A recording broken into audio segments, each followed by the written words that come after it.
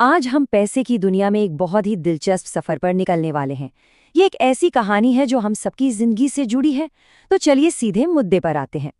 तो सबसे पहला और सबसे जरूरी सवाल, ये पैसा असल में आता कहाँ से है? सुनने में ये बहुत सीधा साधा सवाल लगता है, लेकिन इसका जवाब ही हमारे पूरे फाइनेंशियल सिस्टम का बेस है। ज्यादातर लोग यही सोचते हैं कि सरकार नोट छापती है और बस पैसा बन गया। लेकिन सच कहूं तो ये कहानी का एक बहुत छोटा सा हिस्सा है। असली खेल, वो प्रोसेस जो पूरी इकोनॉमी को चलाता है, वो हर दिन हर पल हमारे चारों तरफ बैंकों के अंदर हो रहा है। सेक्शन 1, चलिए एक वित्तीय एक्सरे करते हैं। अब ये समझने के लिए कि बैंक पैसा कैसे बनाते हैं, हमें पहले फाइनेंस की भाषा सीखनी होगी। और इस भाषा का जो आधार है वो है बैलेंस शीट। इसे ऐसे सोचिए कि ये किसी भी बैंक या कंपनी की फाइनेंशियल हेल्थ का एक एक्सरे है। ये एक बहुत ही सिंपल लेकिन पावरफुल टूल है जो बस दो बातें बताता है। किसी के पास क्या क्या सामान है, जिसे हम एसेट्स कहते हैं, और उन एसेट्स को खरीदने का पैसा आया कहाँ से। और ये सब कुछ इस एक सिंपल से इक्वेशन पर टिका है। एसेट्स हमेशा लायबिलिटीज और इक्विटी के बराबर होते हैं। मतलब आपके पास जो कुछ भी है वो या तो उधारी के पैसे से आया है या फिर आपके अपने पैसे से। ये दोनों साइड्स हमेशा, और मेरा मतलब है हमेशा, बैलेंस में रहती है। सेक्शन 2, पैसे का आविष्कार। तो अब जब हम बेसिक समझ गए हैं तो चलिए थोड़ा टाइम में पीछे चलते हैं। पैसा हमेशा से नहीं था। इसे एक बहुत बड़ी प्रॉब्लम को सॉल्व करने के लिए बनाया गया था। जरा सोचिए, एक ऐसी दुनिया जहां पैसा नहीं है।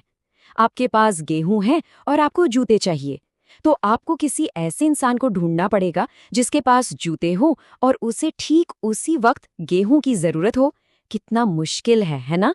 व्यापार को आसान बनाने के लिए एक बेहतर तरीके की जरूरत थी।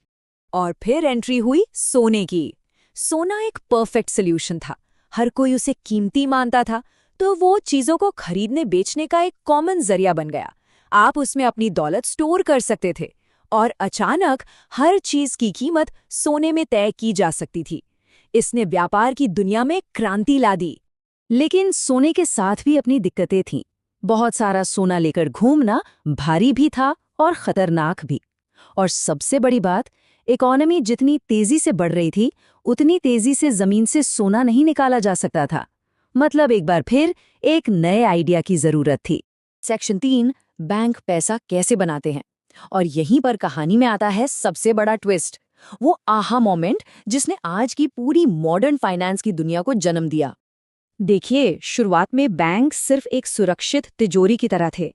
एक व्यापारी अपना सोना जमा करता था और बदले में एक कागज की रसीद ले लेता था, जिसे वचन पत्र कहते थे।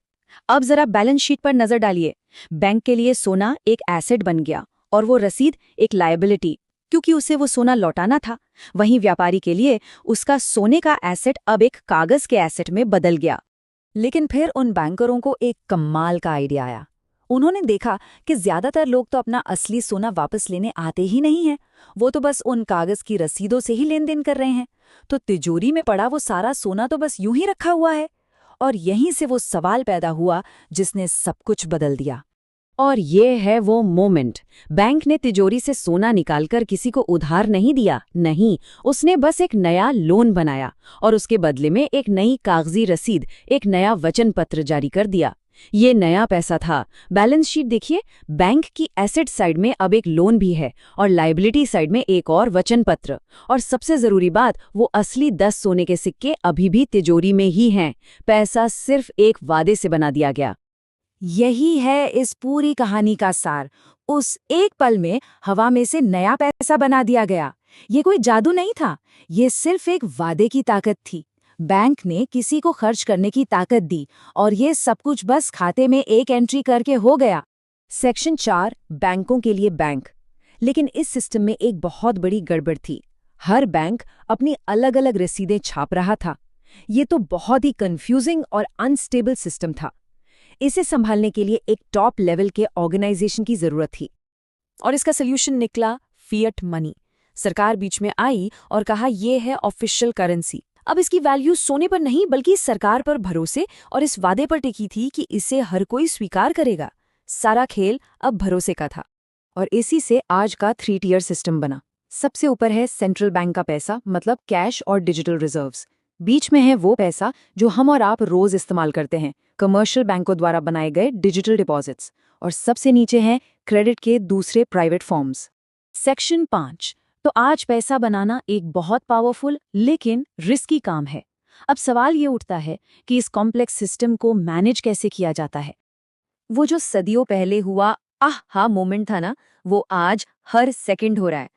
जब कोई घर या कार के लिए लोन लेता है तो बैंक बस कीबोर्ड पर कुछ नंबर टाइप करके उनके अकाउंट में पैसे डाल देता है और बूम, नया पैसा बन गया।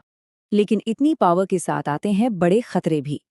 क्या होगा अगर बहुत से लोग अपना लोन न चुका पाएं? या क्या होगा अगर सब लोग एक साथ अपना पैसा निकालने दौड़ पड़े? एक बैंक का फेल होना पूरे सिस्टम को डुबो सकता है। इन्हीं जोखिमों को मैनेज करने के लिए नियमों की जरूरत पड़ती है।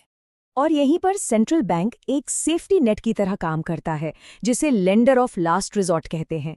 इसका सिद्धांत ये है कि अगर कोई अच्छा बैंक मुश्किल में है तो सेंट्रल बैंक उसे लोन देगा ताकि घबराहट ना फैले, लेकिन लोन ऐसी शर्तों पर देगा कि बैंक आगे से कोई लापरवाही ना करे।